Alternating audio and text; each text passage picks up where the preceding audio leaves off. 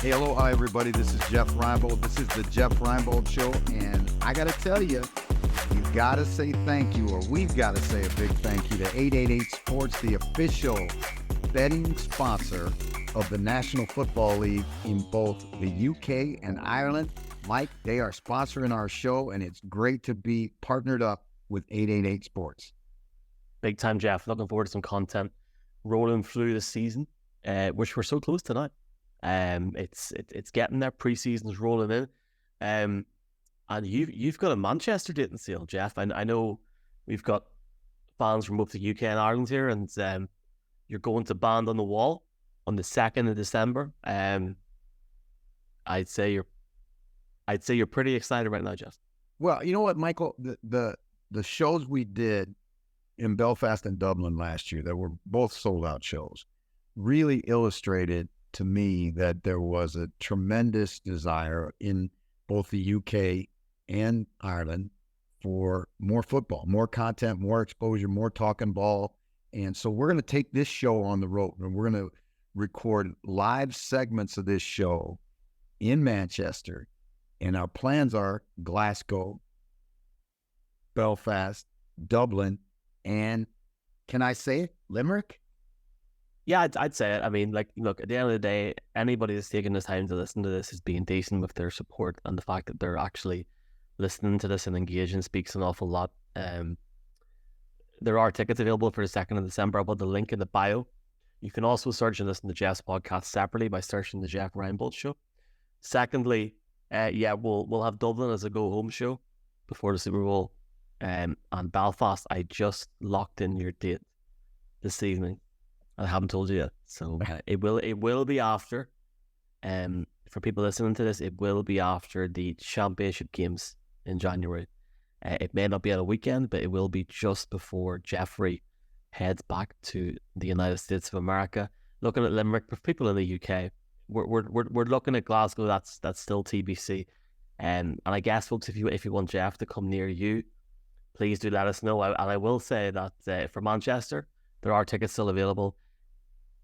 You know, there is a travel cost in that for us, and not just that. You know, we are taking it up a notch. We're hiring out top-notch venues, and that's what's built into the cost, and that's really it's for the love of football. But just in case I had some people ask me about that, and that's what it is, and it's like that every time. We want, like Jeff, we want to have a show where people enjoy it, but more so they're in a really good atmosphere. And like this location in Manchester is a theater, so it's going to be really, really cool.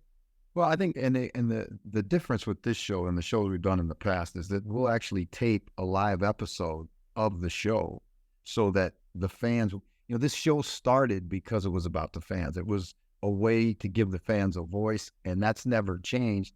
And now we actually are going to have an interactive audience, and you'll have a chance to be on the show, to be a guest on the show. When we say the show is not just myself and Michael. The show is the friends and fans that we bring to the show. And, whether that's bringing guests on from North America by Zoom for segments of the show, bringing guests up on stage with us, talking ball in the most, real way as possible, just like we were in a meeting room talking about, what the Cowboys are doing with their defense, or, why Justin Herbert is struggling, or any of the different topics that, that we would handle on this show. We're going to take them on the road live and get audience participation. I think it's going to be just an absolute blast. Absolutely. And I'd say for people we're going to, Dublin will definitely be recorded because of the time element prior to the Super Bowl. I'd say for the majority of different shows, if there are some on Saturday, it is a wee bit difficult for people that aren't there to hear that before the NFL Sunday starts, but certainly we'll look at doing audio. But of course, there'll be interactive shows, interactive podcasts. Openly, we are looking at Glasgow. We hope to announce that very soon. If you are in the Northwest, please consider coming to Manchester and supporting Jeff on the show. It will be a great night, and I'm sure Jeff will have more to talk about in a bit.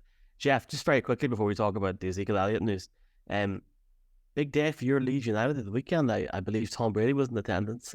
How did that go?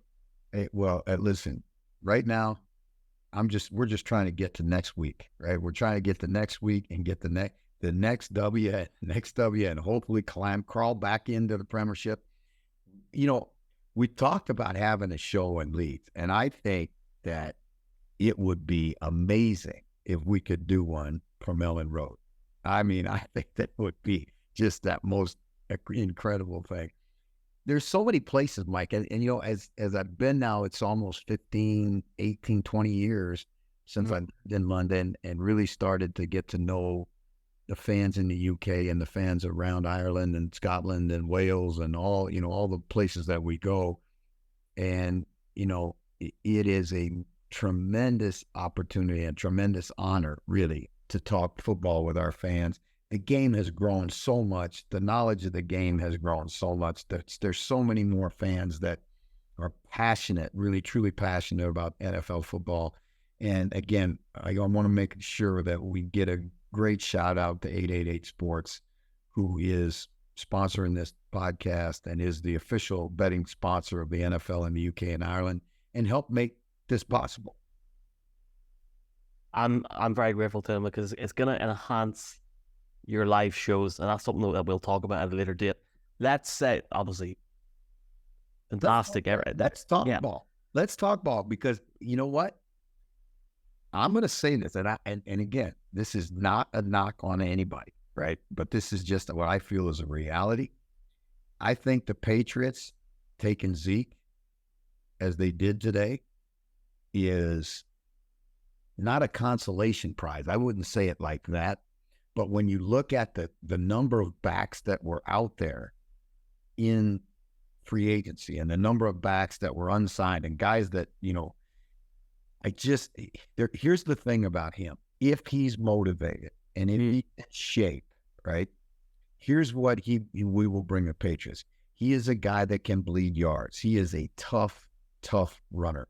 He's not as elusive as Pollard. He's not a, quote, home run hitter. He's not that guy that's going to, pop a zone and go 80. But he's not Raheem Mostert in that regard.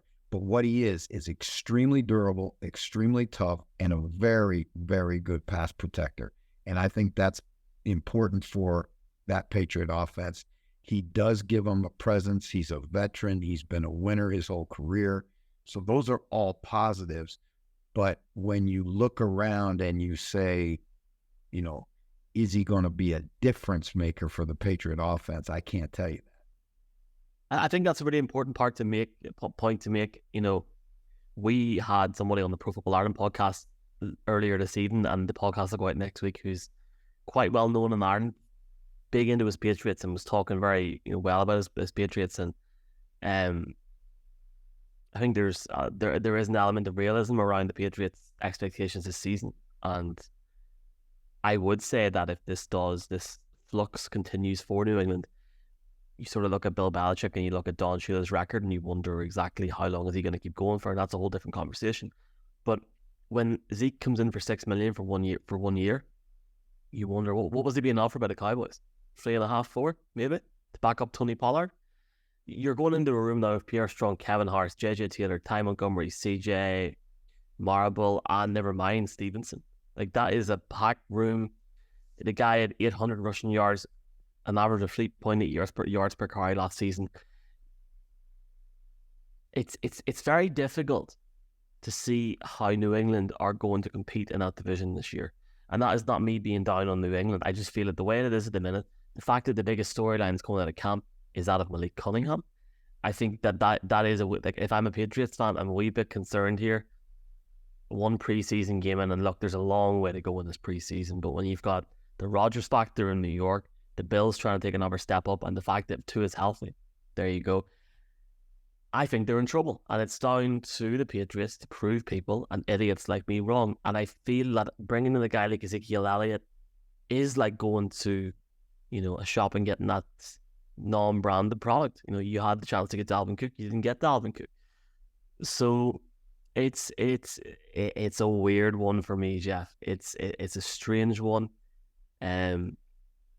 I wouldn't have the expectations very high in New England this year, and that's not me being rude. I looked at the schedule, and I don't see how they make the playoffs as it stands. But I could be completely wrong. People go back August the 14th, August 15th on the podcast, and search for this in 6 months, I think there will be movement there. Did you watch much of the preseason, like action of the weekend? All right. Now we're talking. Now we're talking, because you know what? The guy in the hood, he's got you right where he wants you. Low expectations, right? But hold on. It has never been this low. Like, this is like we're down in the doldrums. Yeah, but has the hype ever been higher in New York? Has the hype ever been higher in Buffalo, or ever been higher in Miami? Right. So here's what I'm saying. I'm not saying they're going to be a great football team, but I'm telling you, he's got exactly what he wants. Right. He's all the focus and all the attention and everything else is on what? Everybody else. And we know from history that the Patriots use the preseason differently than other teams, right? He doesn't care about the preseason results. What he wants to see is the player. He wants to evaluate the players, right? And you talked about the Cunningham kid, who's going to be really an interesting guy. How will they use him, right? As you go back through the history of that organization, when Troy Brown played wide receiver and defensive back, when Edelman was the slot receiver and the nickelback, they've always been really really on the cutting edge of, how to use the talent that a player possesses. I think it's going to be fascinating to see, because that kid, you saw juice with that kid. You saw some electricity with that kid. I think the Patriots, I would never count them out. And do I think they're going to win the division? We talked about that. No, I don't think they're going to win the division. But I do think they're going to be a pain in everybody's ass in that division, because they're going to be tough. They're going to be a tough out. They're going to be well coached. They're going to be disciplined. They're going to play good defense, right? And if Mac Jones, right, takes a step under an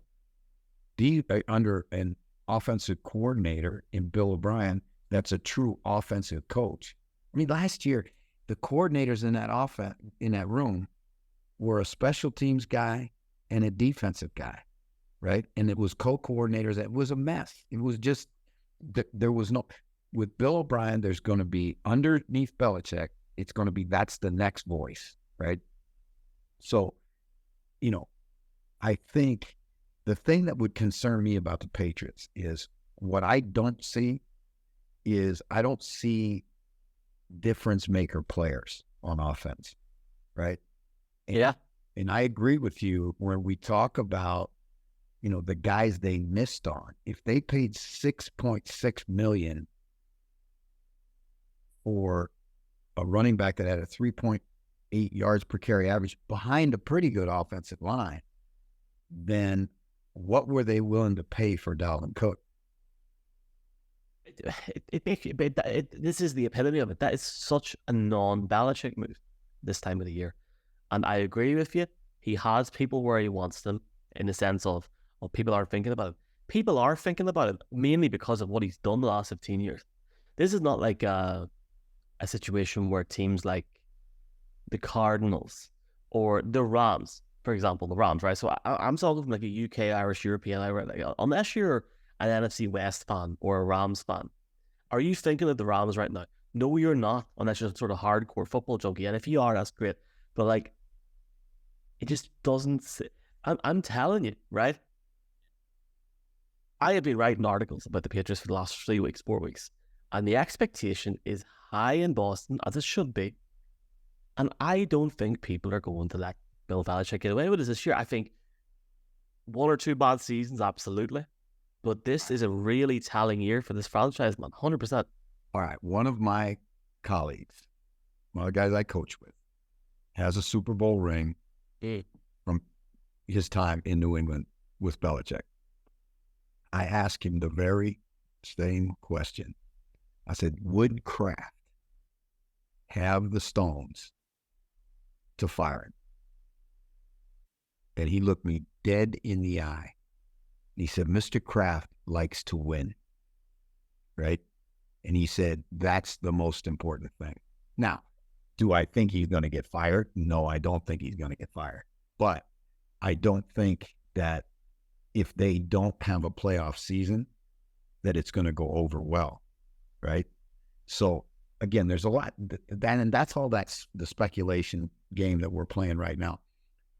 This is what I think he loves about this time right now is, everybody wants to blast them.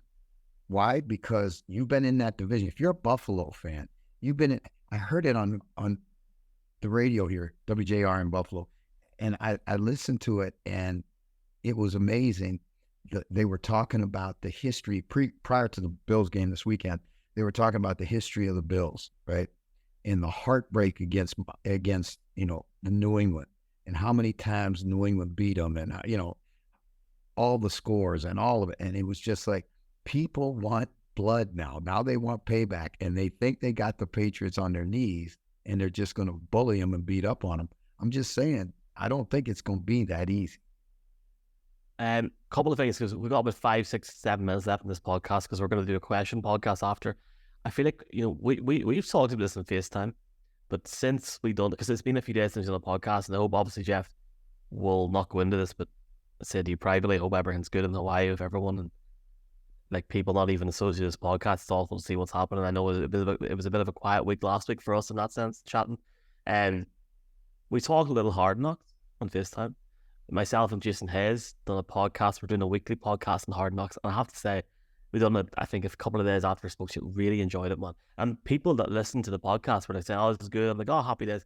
But I watched it back again, and like, I'm just really pumped to see the next episode. I've never been as excited to see a New York Jets team in my lifetime, anyway. And I'm 32 years of age.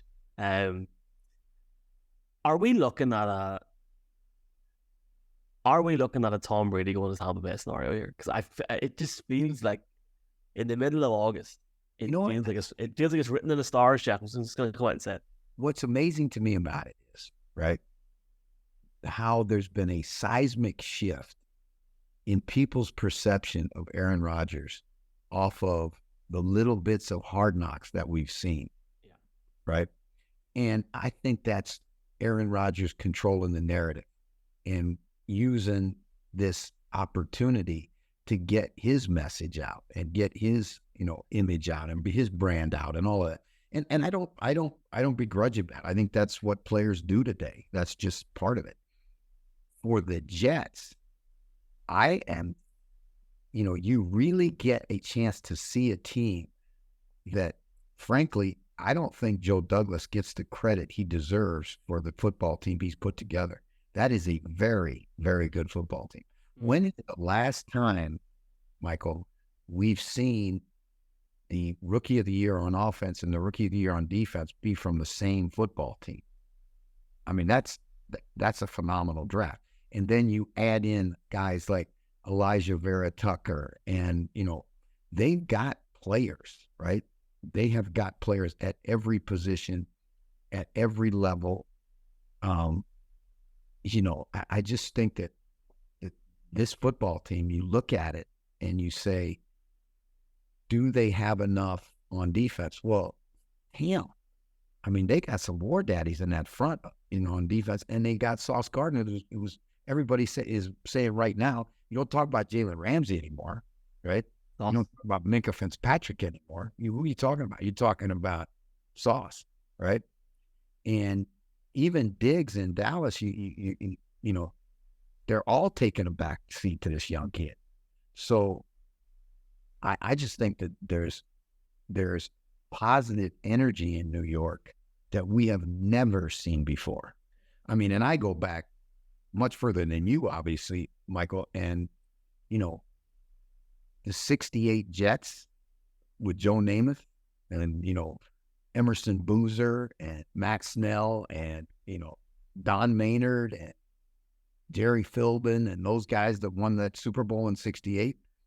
Well, I know it's different times, but you compare the relative talent in those two teams, and this team is much more talented.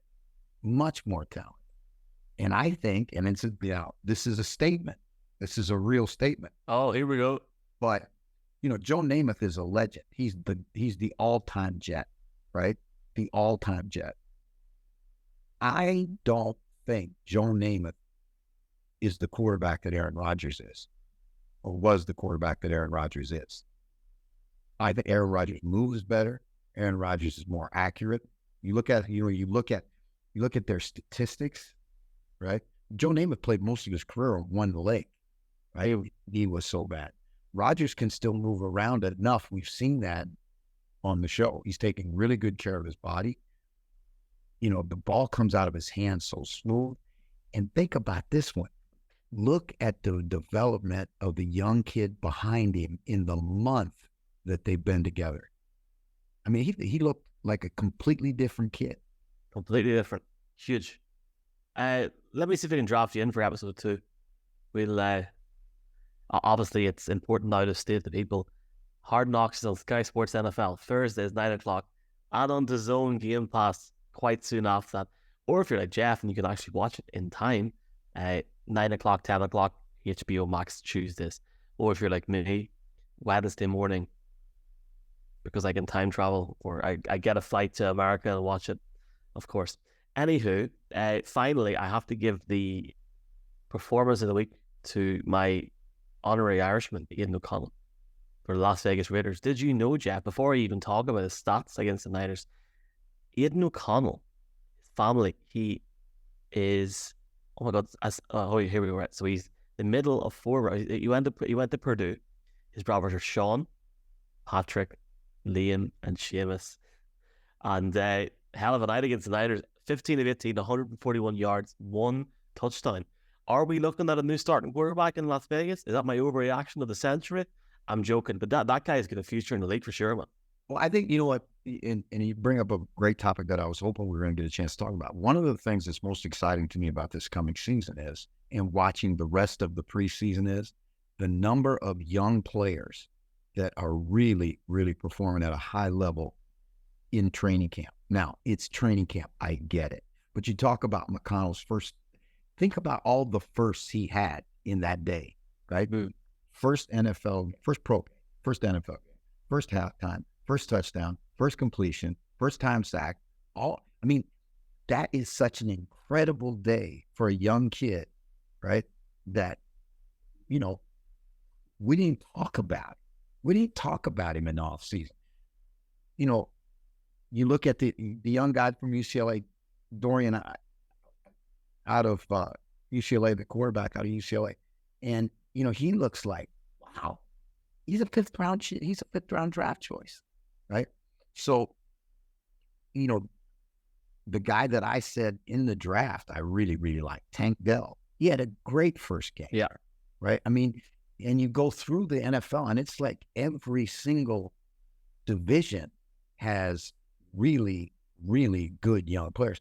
I heard a guy say this the other day, and it really made me go, whoa. He was talking about Aiden Hutchinson in Detroit, who's going into his second year. And this is an NFL analyst that I put some stock in what he has to say. He said he thinks that kid is capable of a 20-sack season. 20-sack season? A 20-sack season. Think about that. And that's a young kid. That's a foundational piece that you have in Detroit next to Penny Sewell, right? And you go out and you look at the guys that they brought in, and you just say, is this the year the Lions are for real? And how much do you love Dan Campbell embracing the expectation, not running from it, embracing it, right? I freaking love it. It's why we love the NFL. Actually, more fun. I think this is the most fun I've had in the preseason ever. And we're just scratching the surface. I mean, we're just getting started. We're just getting started, man. And people listening, hey, Cowboy fans, how about your boy Deuce? I mean, it looks like you watch the video. Special. You watch the videos, and he's got that helmet. They call it a helmet condom on his head, the concussion device. Yeah. And he looks like, there was a cartoon once, right, called The Martian. He looks like The Martian. It's this little tiny guy with this gigantic head. And he's out there just breaking ankles 2-for-1 against Jacksonville the other night. I mean, what a great story. His dad's a scout for the Cowboys. And here's this guy at 5'5", 5'5", Mike. You could eat peanuts off his head. He's 5'5". But he looks so small in the field. Like it just and when he goes down and then gets up again, you can really see it then. You can see it. It's just like it's that. I want to say also, Jeff, the Jaguars' backup quarterback in that game, I haven't got the name. Nathan Rowe. Wow, that play was sensational. That kid is a Canadian. He's a Canadian. He played at Ohio University, came up here, played in the CFL for 2 seasons, tore it up, right? Tore it up. Signed in the offseason with Jacksonville, and his play against Dallas, where he fights off the rush, going down and throws a dart 25 yards into the end zone, it might be the play of the preseason, right? And again, an undrafted guy who came up here to the CFL and proved in 2 seasons up here that he's a player. He's got I mean, if you're the Jaguars, you think he's the lottery. These guys are spending all this money on and first-round draft choices on quarterbacks that can't play, and you go out and find one that, I mean, he's making money now, but he ain't making money like he's a first-round pick, but he's playing like he's a first-round pick. And that's, when you hit home runs like that, you know you're doing something right. It just seems like there's a lot more talent now in the league at like the lower echelons of it. It's interesting. Just finally, so this is going out on Tuesday. European Flag Football Championships this weekend in Ireland's pretty cool. Your girl Phoebe's playing for GB. I mean, are you on the GB side or Ireland side, or do you just want to you have a happy week? Is this? Hey, listen. As long as people are playing football of any shape, size, or I don't care what color the ball is, right? Just as long as you're playing football. And I think for the ladies, an opportunity to play flag football. I had an opportunity to go and do a practice with the GB women's team. And I came away from that thing extremely impressed, not only impressed with the athletes, but impressed with the organization, impressed with the coaching. It was really, really well done. They were silver medalists in the World Championships a couple of years ago with good reason.